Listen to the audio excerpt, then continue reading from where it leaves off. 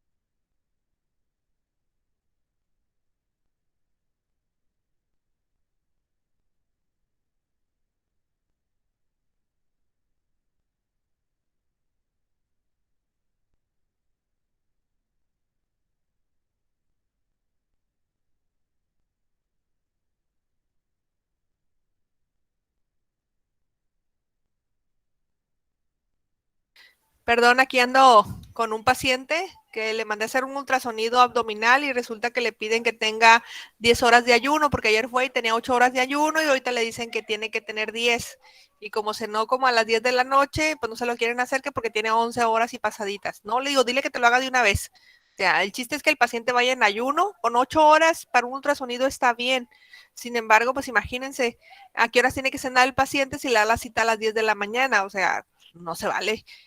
Tanta tortura para el pobre paciente, de por sí lo ponen a beber agua para que se vean las estructuras como foco, pues imagínense nada más. Bueno, resumiendo entonces, el trabajo final, no quiero trabajos repetidos, ustedes lo pueden personalizar. Entonces vamos a recordar un poquito de la ventilación pulmonar y aquí en esta imagen que está aquí, vienen estructuras que no forman parte del sistema respiratorio. Sin embargo, si nosotros como adultos tenemos tapada la nariz, pues respiramos por la boca. ¿Sale?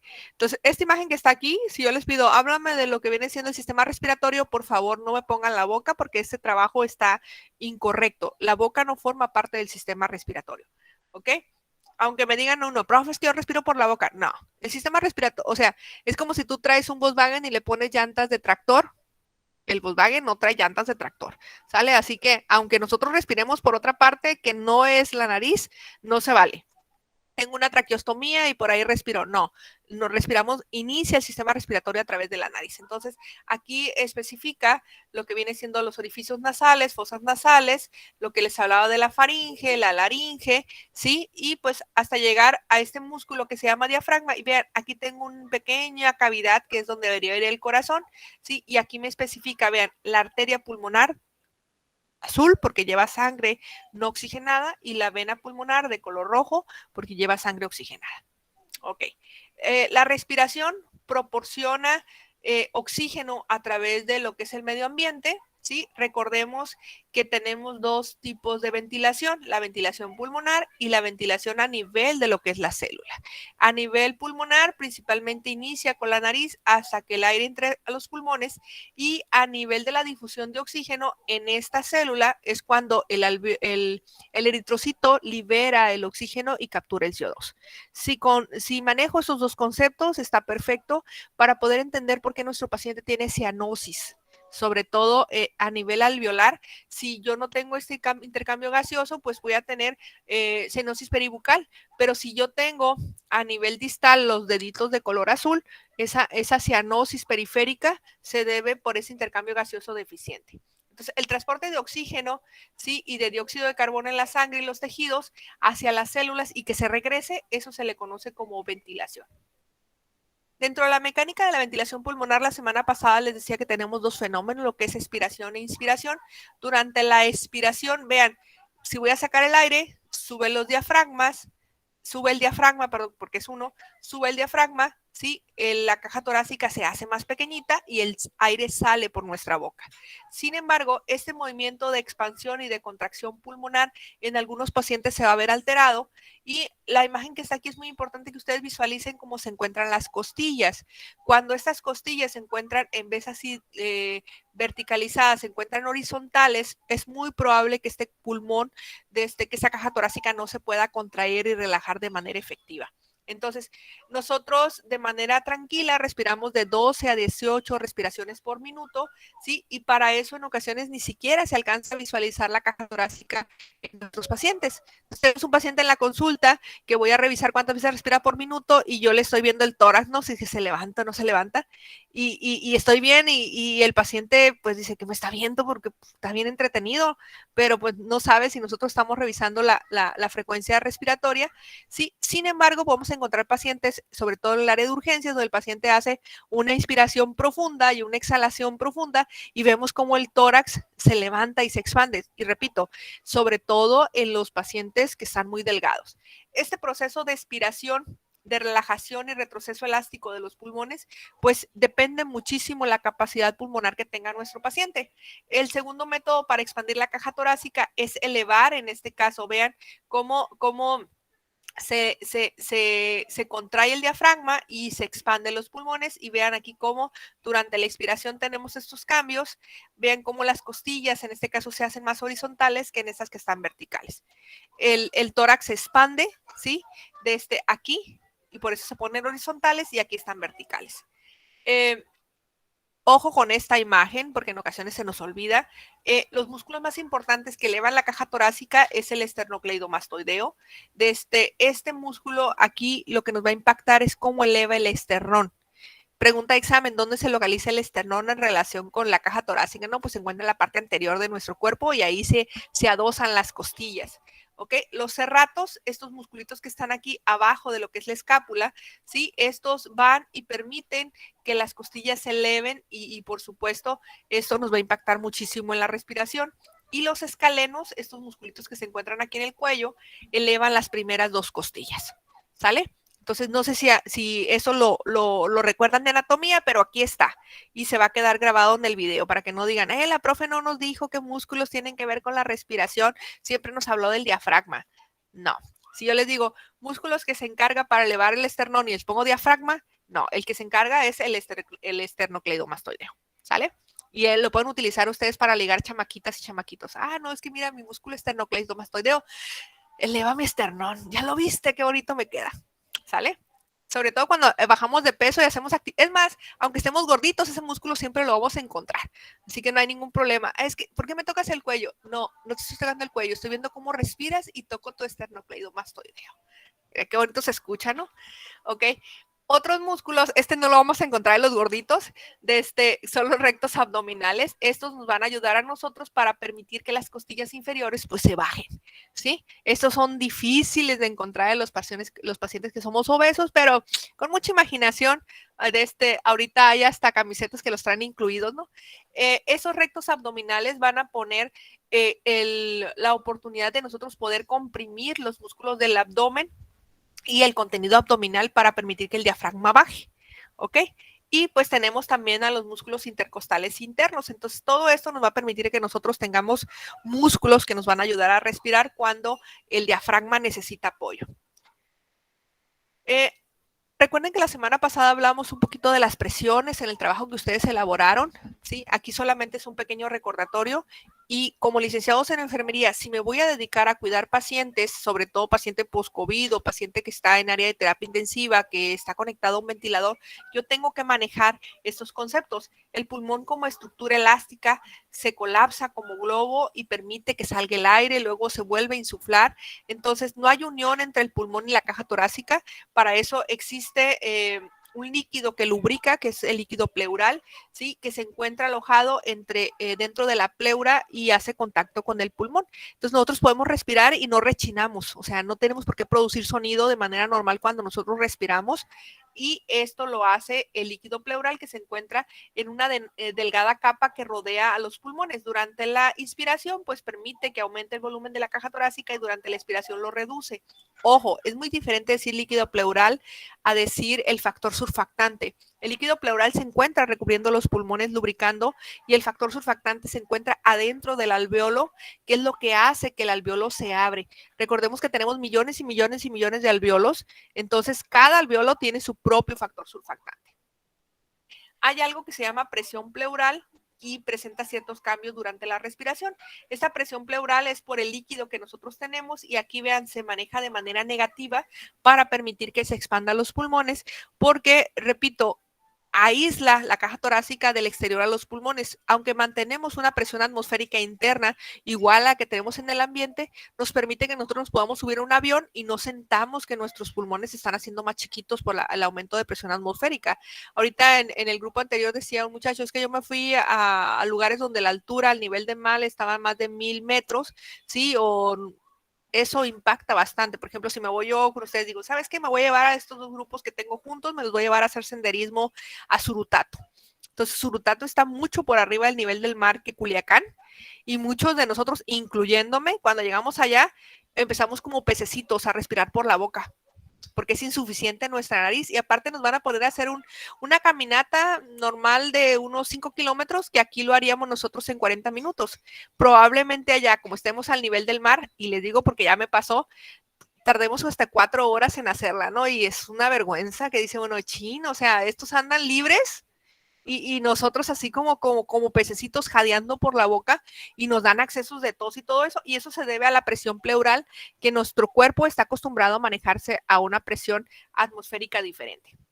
Entonces tenemos la pleura, ¿sí? Que recubre al pulmón y tenemos aparte una pleura visceral que es la capa que recubre o que nos da la forma a los pulmones. Yo les decía, vayan al mercado y díganle al carnicero, oye, me das unos bofes, así se le conoce coloquialmente a los pulmones de las vacas, y como no queriendo la cosa, ustedes lo aplazan y parecen como si fuera leche chiclosa, así como echada a perder, así tiene muchísimo aire, ¿sí? Igual, díganle, ¿sabes qué? Dame medio kilo de bofes y dame medio kilo de hígado. El hígado es muy pesado y les va a dar una bolita nada más pequeña, ¿sí? Y el kilo de bofes quizá no les quepa en una bolsa grandota porque es demasiado aire que traen esas estructuras. Entonces, aquí se habla durante la inspiración, vean cómo aumenta la presión negativa en nuestros pulmones. Entonces, si me voy a las albercas de Parque 87, donde se practica buceo y me sumerjo a 5 metros, 10 metros, pues yo puedo entrar y salir sin ninguna dificultad de una manera muy breve. Sin embargo, nuestros pulmones no se hacen más chiquitos a tener más agua. Entonces, por ejemplo, ustedes agarran un balón de básquetbol y zambútanlo y lo pueden poner entre sus piernas y se sientan sobre él y perfectamente pueden desplazarse ustedes en una alberca, ¿sí? Y ese balón llega un momento en que les impide que baje todavía más. Nuestros pulmones no nos dejan perfectamente que nosotros a presiones muy extremas, nuestros pulmones sigan conservando la anatomía. Entonces aquí se habla en esa presión atmosférica que es negativa durante la inspiración. Les decía, a nivel alveolar, nosotros tenemos un flujo de aire directamente en el alveolo y para que esto tenga un equilibrio, pues se habla también de otro concepto que es la presión transpulmonar. Aquí es señalar nosotros la diferencia entre la presión alveolar y la presión pleural. Se mide y pues decimos que es la pulmón entre el pulmón, la presión transpulmonar. Esos conceptos se los estoy dejando como, ¿cómo diría? Como material de cultura general, ustedes en el área de la salud, no lo voy a manejar para cuestiones del examen, pero que ustedes digan, la fisio, la profe nos habló un poquito de todo eso, para que ustedes tengan nociones y en algún momento, si se dedican, repito, a cuidar pacientes con patología pulmonar, ustedes entiendan el por qué hablamos de un concepto de distensibilidad de los pulmones, porque hablamos nosotros en el uso y la utilización muy repetida de la espirometría y entender que nuestros pulmones son elásticos, que se contraen y se relajan de 12 a 18 veces por minuto y esa distensibilidad pues la va a dar dependiendo nosotros cómo ejercitamos nuestros pulmones, qué tanto nuestro pulmón inspira y expira. Si fuera yo boxeador y necesito mantener una presión de oxígeno mayor o tener mayor flujo, en este caso de eritrocitos, que de manera normal me permitan que oxigene para tener esa comunicación neuronal con mis músculos, pues en ese caso muchos de los boxeadores van y entrenan en lugares donde la presión atmosférica es superior, por supuesto, a nivel del mar. No sé cuánto sea el nivel del mar, hablando de la presión atmosférica en Las Vegas, por donde ahí hacen la mayoría de los torneos internacionales, pero por ejemplo, dentro de la cultura coloquial, aquí tenemos a Julio César Chávez, él se iba a entrenar a lugares donde la presión atmosférica superaba, por supuesto, al nivel del mar, y eso le permitía tener hasta cierto punto un valor agregado en el transcurso de su actividad deportiva. Entonces, nosotros, aunque hacemos deportes aquí en Sinaloa, si nos vamos a Surutato, nos vamos a pegar una tremenda cansada, ¿sí? Y los que andan allá andan libres, o sea, no les pasa nada, ¿no?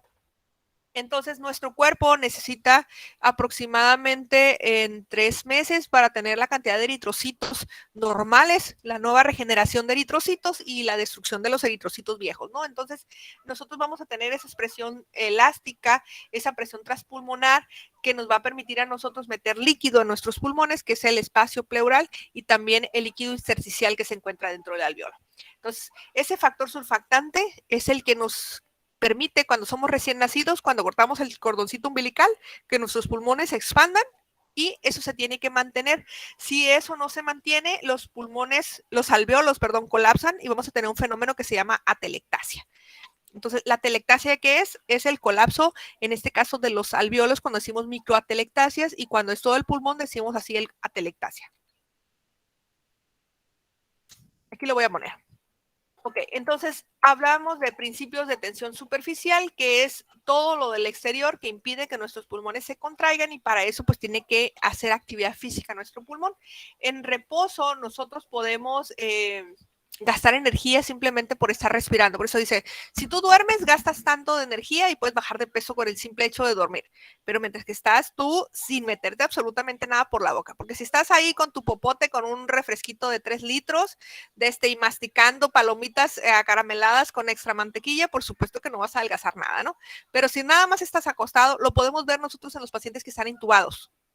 Vean ese paciente que está sin moverse, sin alimentarse, pues por supuesto que va a perder bastante masa muscular, ¿sí? Y eso se debe a la actividad que tiene que gastar para el mantenimiento del cuerpo. Entonces, la distensibilidad del tórax a nivel de las partes óseas, a nivel de las partes musculares, a nivel de los líquidos, que en este caso es la pleura y el factor surfactante, nos permite que nosotros en este momento podamos respirar libremente. Si algo de eso falla, vamos a tener alteraciones respiratorias.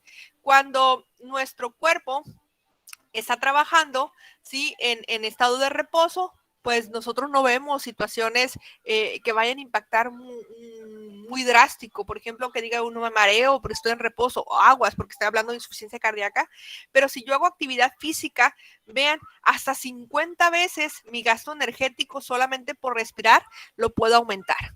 Entonces el ejercicio es una maravilla. Les diría el sexo, pero ustedes tan chiquitos no pueden hablar de eso, pero también influye muchísimo en la actividad física de nuestros pacientes y por supuesto que ese aumento de la resistencia a las vías aéreas y la sensibilidad pulmonar requiere energía. Entonces nada como comer y hacer actividad física para ejercitar nuestros pulmones. Entonces, hablando de los volúmenes, les decía que tenemos 5 litros por minuto, es lo que más o menos maneja de volumen nuestros pulmones, lo que les decía en las diapositivas la semana pasada. Y aquí en esta presentación, pues se habla de un volumen corriente de 500 mililitros en el paciente adulto en cada inspiración normal. Sin embargo, te hablamos de un volumen de reserva inspiratoria habitualmente de 3,000 mililitros. Repito, este está grabando, ustedes lo pueden checar después para hacer sus notas. El volumen de reserva expiratoria es el volumen adicional máximo, que aquí es aparentemente o aproximadamente de 1,100 mililitros y es en una expiración forzada. Entonces, todos estos datos me los va a dar la espirometría, que van a cambiar en un paciente si es obeso, si es adulto o viejito, si tenemos una mujer embarazada, ¿sí? O tenemos un paciente asmático, todo esto se va a ver deteriorado. Incluso si tenemos un paciente en estado de delgadez extrema, también va a haber variaciones en sus volúmenes pulmonares. Estas capacidades pulmonares, entonces, van reflejadas en peso y talla y edad de mi paciente para nosotros poder entender si es rango personalizado o es normal para ese paciente. Entonces, hablando de esto simplemente, los varones tienen una función pulmonar por arriba del 25% mayor que las mujeres por la masa muscular que están manejando. Sin embargo, por ejemplo, si vemos a una mujer que es deportista de alto rendimiento, por ejemplo, las velocistas a nivel pulmonar o las gimnastas, ustedes pueden ver cómo está su caja torácica y ni se diga las que practican natación de manera efectiva. Estas condiciones atléticas y de constitución grande van a cambiar de una manera muy importante a nuestros pacientes. Entonces, recordemos, para la espirometría es importante tapar la nariz de nuestro paciente para permitir que ellos puedan realizar, y dice aquí que se usa por un neumólogo. No, aquí en Culiacán lo hacen las enfermeras que se capacitan en esa terapia respiratoria para hacer ese tipo de pruebas. Aquí está una diapositiva donde me habla del volumen corriente, todas las siglas que yo encuentro en ese resultado de la espirometría, que es importante nosotros poder entender. Entonces, si yo no sé qué significa PCO2, pues la presión parcial de oxígeno de dióxido de carbono, y así voy viendo.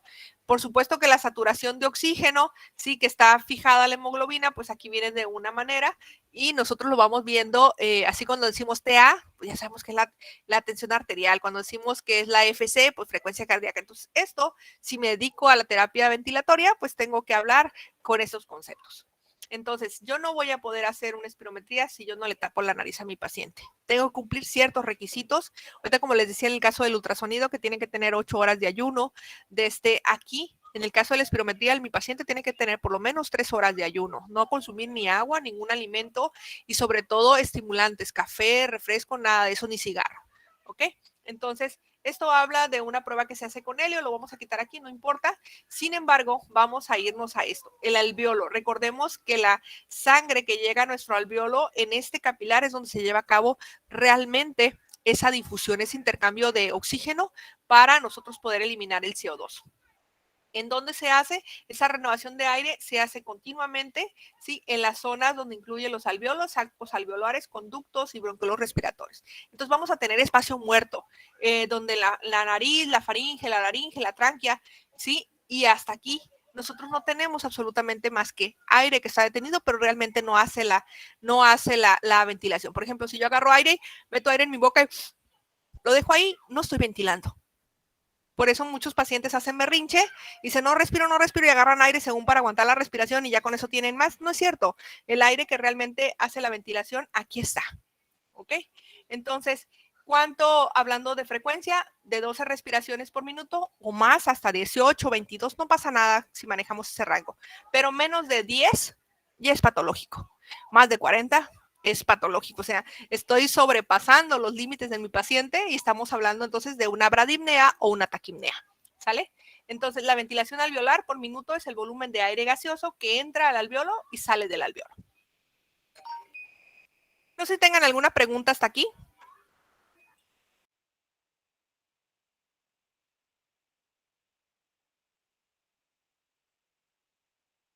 Bueno, entonces todavía no llegamos al tema, que son las enfermedades obstructivas y restrictivas, pero si entendemos todo esto, vamos a poderle explicar al paciente el por qué necesita hacer modificaciones en su estilo de vida, ¿sí? Y recordemos un poquito en cuestión de las funciones de la nariz. Las cavidades nasal calientan el aire, humidifican y filtran. Si yo respiro por la boca, estoy dejando de hacer esto y por lo tanto voy a tener alteraciones respiratorias. Un niño que sea respirador oral y no haga esto, entonces nosotros vamos a tener un impacto muy importante en nuestro paciente, ¿sí? Y tenemos que despejar vías aéreas, ¿sí? Superiores. El paciente tiene que respirar por la nariz. Nada que me voy a poner un taponcito en la nariz para no roncar en la noche. Porque imagínense, todo lo estoy haciendo por la boca. O sea, híjole, los que venden, nos venden maravillas, nos venden soluciones mágicas, pero nosotros clínicamente tenemos que decir al paciente, no. Si tienes una nariz, es para que respires por la nariz. Si tienes pelos en la nariz, es porque utilizas los pelos en la nariz. Perdón, pero lo voy a decir. Si tienes pelos en los testículos, es porque necesitas tener vellos en los testículos, ¿sí? Porque eso nos permite a nosotros tener un equilibrio. Las personas que se depilan y se quitan totalmente el vello corporal están inhibiendo una función fisiológica que eso nos permite enfriar nuestro cuerpo.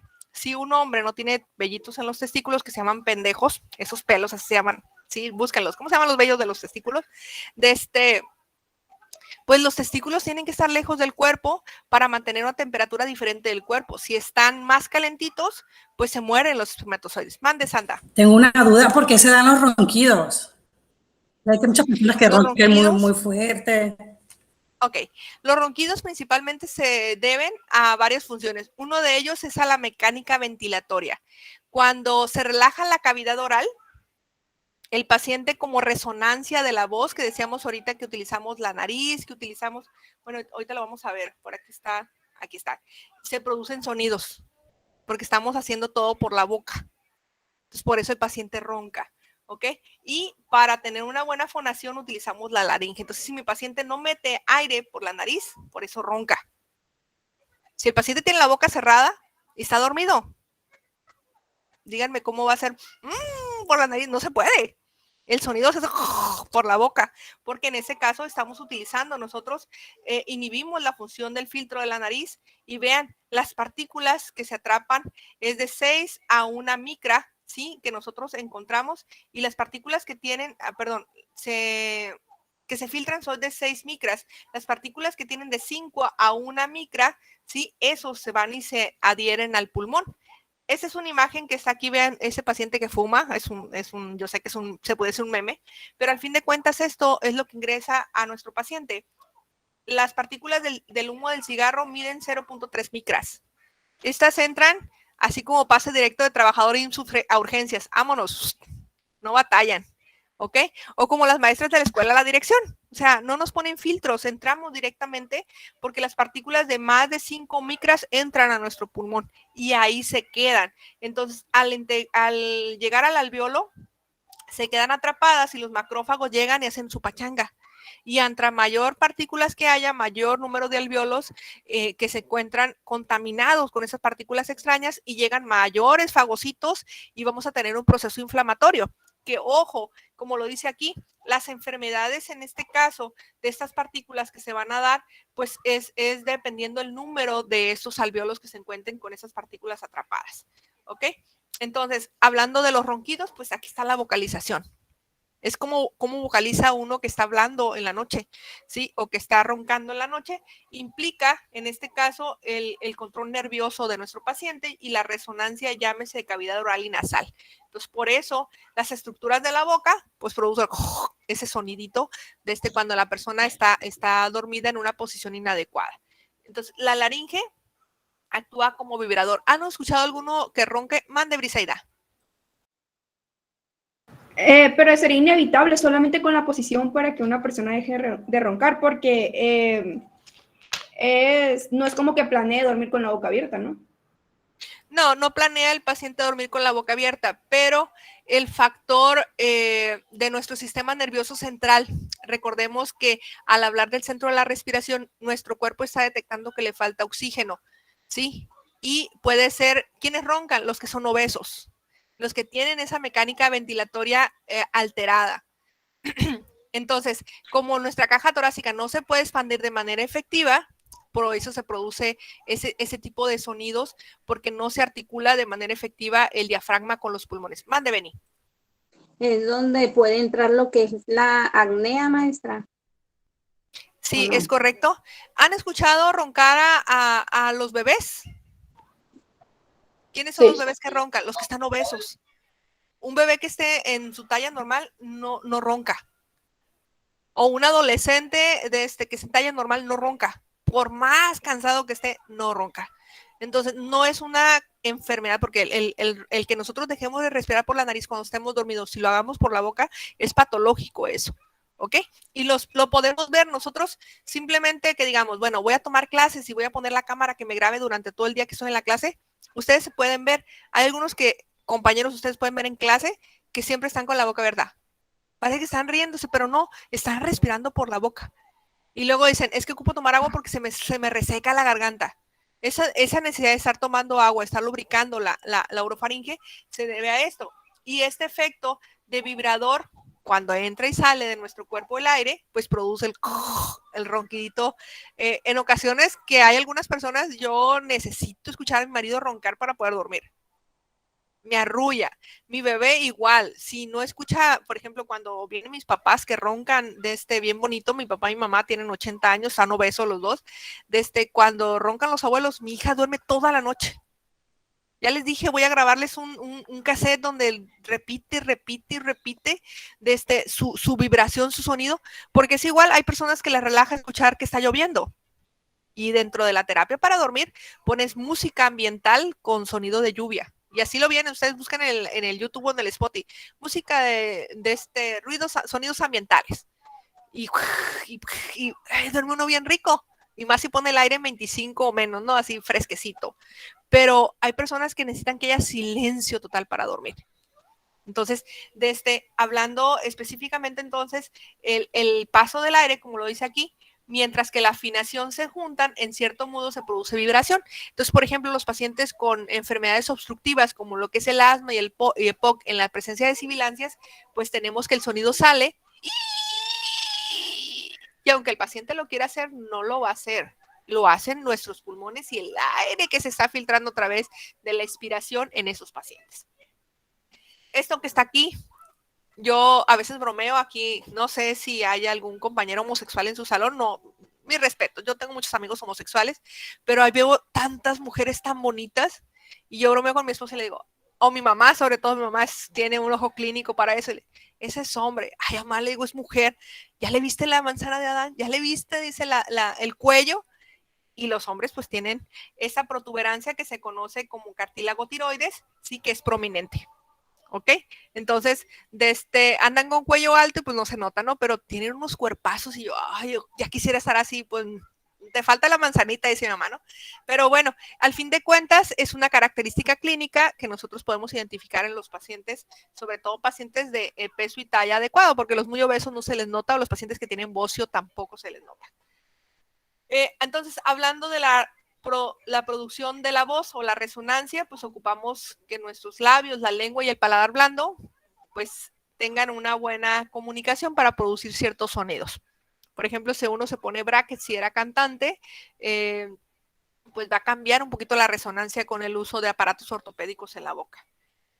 Y resonadores, pues tenemos la cavidad torácica, los senos paranasales, la faringe, la nariz y la boca. Entonces, esos son órganos hablando de la articulación de la voz y estos hablando como la resonancia de la voz y como resonador, pues también podríamos poner al diafragma.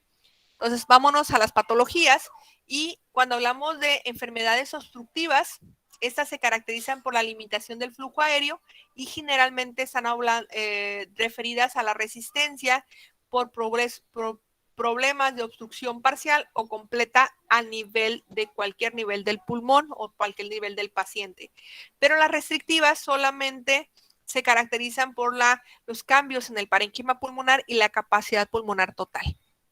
Entonces vamos a hacer lo que viene siendo este cuadrito que les decía o lo que les compartí en la plataforma de Telegram, donde ustedes a partir de hoy las enfermedades que vayamos viendo del sistema respiratorio, del sistema digestivo, todas las que veamos nosotros, pues vamos a ir haciendo estas tablitas. Yo les puse aquí en manera horizontal, definición, etiología, fisiopatología, cuadro clínico, diagnóstico, tratamiento, intervenciones de enfermería, pero pues también lo pueden hacer. Voy a mostrárselos ahorita también lo pueden hacer de otra manera, ¿no? Entonces, déjenme ver dónde quedó. No lo guardé aquí, espérenme. Patologías completas. Tengo un collage aquí en la computadora. ¿Sí estaban viendo? Ya ni supe qué.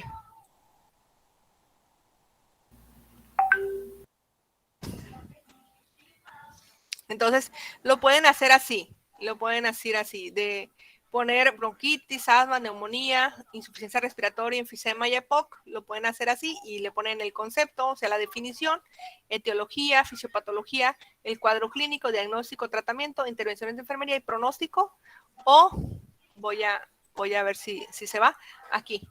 Definición, etiología, así, como ustedes quieran. Aquí yo en la partecita de abajo le he puesto asma, le he puesto POC, neumonía, bronquiectasis, si ustedes le van poniendo más páginas, o lo pueden hacer así, como ustedes quieran. Aquí está respiratorio, digestivo, renal, cardiovascular, y así lo van ustedes enriqueciendo. No les comparto este formato porque cuando lo quise compartir me decían los alumnos, profe, el archivo tiene virus.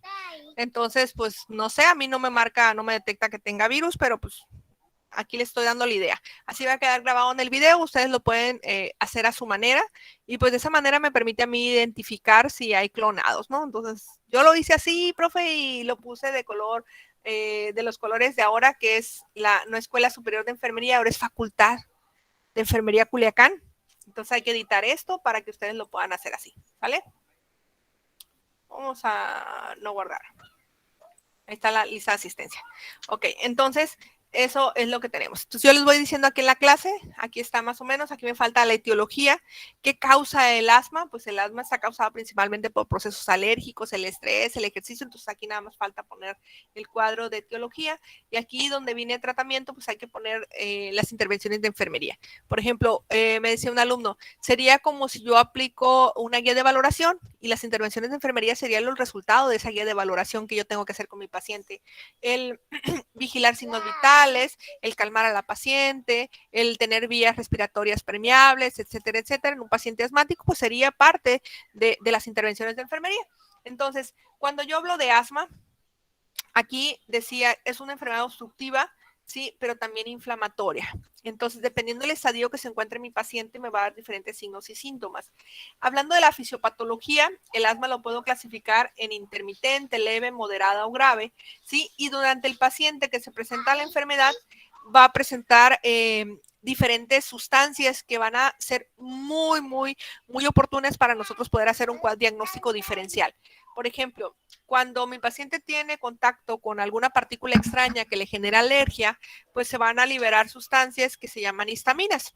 Esta histamina se encuentra dentro de los mastecitos y pasa a la circulación y pues vamos a tener nosotros que llegan otras células como vienen siendo los leucocitos, los eosinófilos y estos van a producir lo que viene siendo la inmunoglobulina E.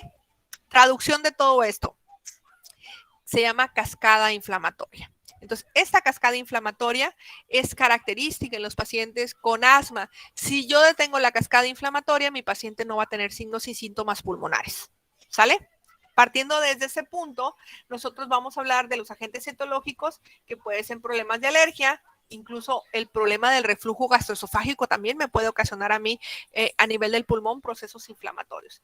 El cuadro clínico, la disnea, la tos, sobre todo por la noche, la taquicardia, la ansiedad y las sibilancias que pueda presentar nuestro paciente durante esa crisis de asma. El diagnóstico se hace a través de la espirometría y pues del cuadro clínico que me refiere el paciente de que estaba bien, pero le pasó algo, sí, o había mucho polvo, o lo picó un animalito y pues desencadena su crisis asmática. Entonces, el tratamiento, el uso de fármacos corticosteroides, ¿sí? Y broncodilatadores. Los objetivos es controlar la enfermedad, mantener el control de nuestro paciente y minimizar el riesgo que está presentándose.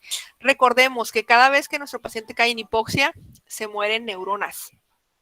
Entonces hay que evitar que nuestro paciente tenga muerte neuronal por esa hipoxia que se está presentando en estos pacientes con asma. ¿Ok?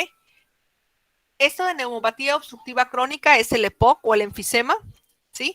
Muy diferente de asma. Vean, este se limita por el flujo de aire y puede ser irreversible en nuestro paciente. ¿En quiénes? En los pacientes que fuman, en los pacientes que tienen algún trabajo con sustancias nocivas. Por ejemplo, si trabajo en un lugar donde hay sustancias químicas como cloro, pues por supuesto que va a lesionar lo que es el pulmón. La contaminación atmosférica, ¿sí? El paciente que es fumador pasivo, el que está a un lado del fumador, aquí habla de exposición pasiva o secundaria al humo del tabaco, ¿sí? Y algunas infecciones de vías respiratorias recurrentes. Dentro del cuadro, dentro de la fisiopatología, aquí hay un fenómeno que se llama hiperinsuflación. Esta hiperinsuflación no la tenemos en los pacientes con asma.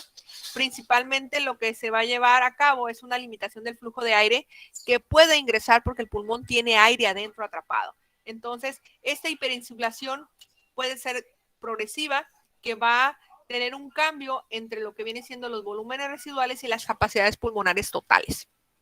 Repito, esto no lo vemos en el paciente con asma, aunque ambas sean enfermedades obstructivas. Entonces, el intercambio pulmonar, hablando del oxígeno que va a entrar, si tenemos mucho CO2 atrapado, ese CO2 no se libera.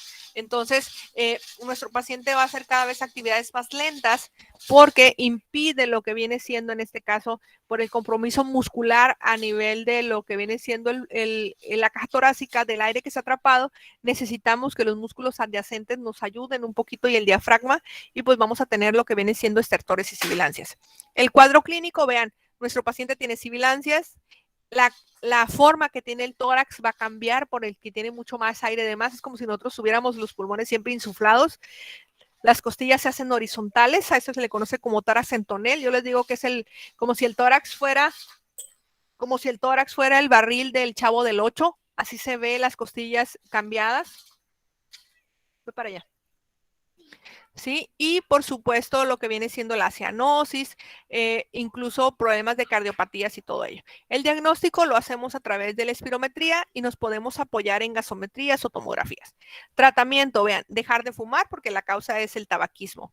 El uso de medicamentos inhalados del grupo glucocorticoides locales para nuestro pulmón o los corticosteroides, fármacos para disminuir la secreción de moco como la N-acetilcisteína, ¿sí? Y por supuesto dentro de las intervenciones de enfermería, pues aquí nos vamos a enfocar en las vacunas. Nuestro paciente se tiene que vacunar contra la influenza, contra el neumococo y la rehabilitación pulmonar.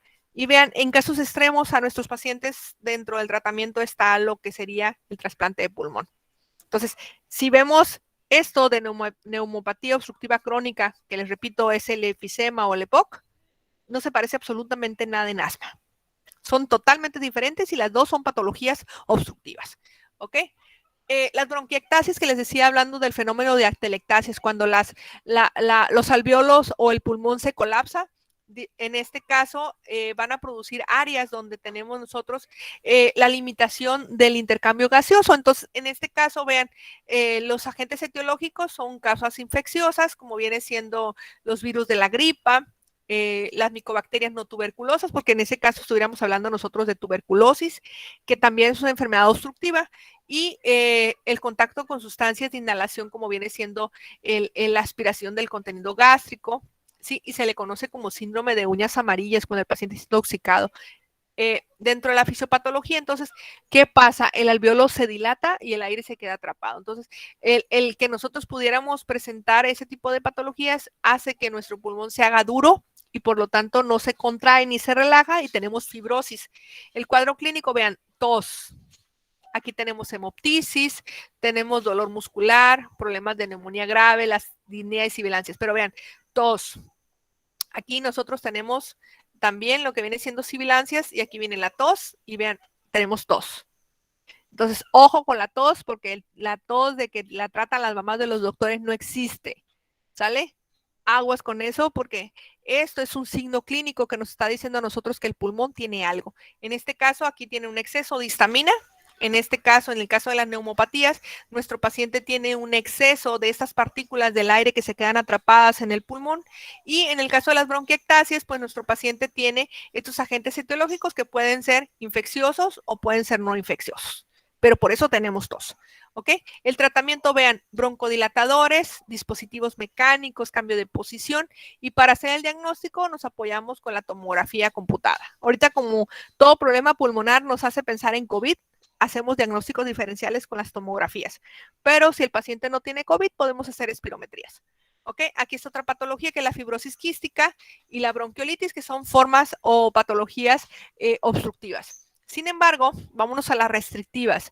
¿Qué me ocasiona que mi pulmón no se expanda y se contraiga con facilidad? Aquí les pongo el ejemplo de la sarcoidosis, que son enfermedades inflamatorias. Todo lo que sea enfermedad inflamatoria hace que mi pulmón, el alveolo, no se puede expandir y contraer con facilidad. Entonces, aquí, a diferencia de las otras, la sarcoidosis me va a ocasionar la presencia de granulomas y va a afectar diferentes órganos. Nosotros vamos a tener dentro de los agentes etiológicos que desconocemos qué está causando eso, pero tenemos afectación no solamente a nivel pulmonar, sino tenemos afectación a nivel de médula ósea, de hígado, alteraciones a nivel renal. Entonces, este paciente que tiene muchas cosas, ¿sí? Y tiene afectación pulmonar, pues descartamos que sea neumonía, descartamos que sea EPOC, descartamos que sea asma, y para hacer el diagnóstico, pues los signos clínicos, y aquí hacemos una biopsia de pulmón.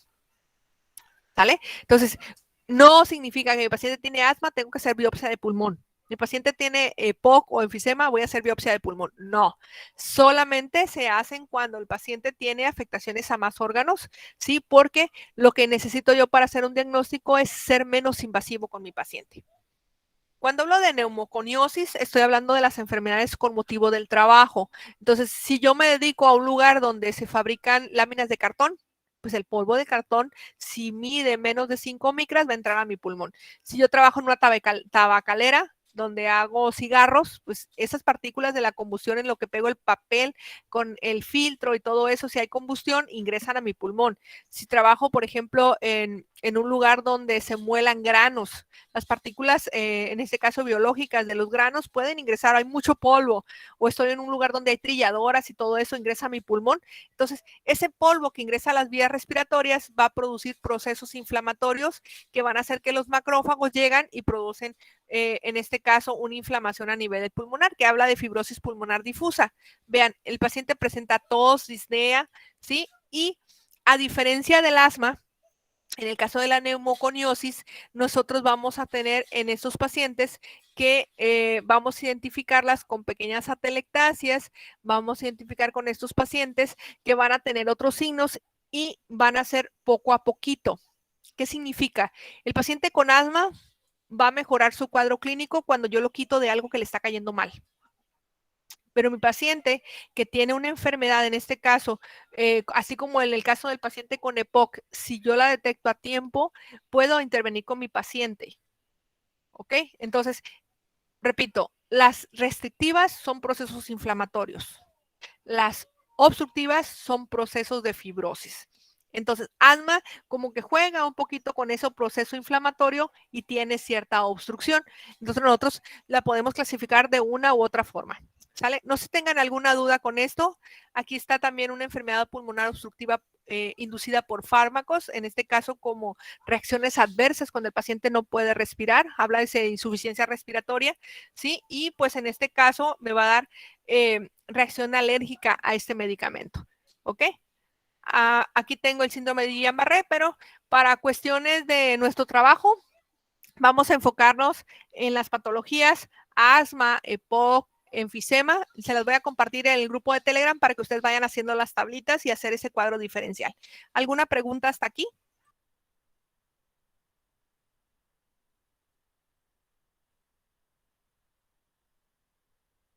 Maestra, ¿el enfisema pulmonar es un tipo de cáncer? No. ¿O no? No, el enfisema pulmonar no es cáncer. Es un factor predisponente para que el paciente tenga cáncer, pero no es sinónimo de cáncer. Tú puedes tener cáncer pulmonar sin tener enfisema y puedes tener enfisema sin tener cáncer. Son dos patologías diferentes. Ok, entonces les estoy compartiendo aquí la plataforma para que ustedes vean. Tenemos lo que es la participación 1, ¿sí? Que esta fue el día de ayer, 14 de septiembre, ¿ok? Y tenemos la participación número 2, que esta es el viernes 17, ¿sí? Y también recordemos que tenemos un foro, que este foro es para nosotros explicar estas patologías que decimos porque es igual, hablando del fenómeno obstructivo y restrictivo. Vean, aquí está el grupo 1. Ustedes son el 4 y el 6, ¿verdad? Bien, esas son las personas del 4 que hicieron su aportación. Yo aquí, vean la ortografía, ¿no? Voy a checar aquí y aquí está poniendo su comentario y pues yo todo esto tengo que revisarlo. ¿Sale? Entonces, todo lo que ustedes ponen aquí yo lo veo. ¿Ok? ¿Alguna pregunta entonces? Si no, para dejarlos descansar. Ahorita les comparto las patologías que tienen que hacer y pues nos vemos el próximo miércoles, primero Dios.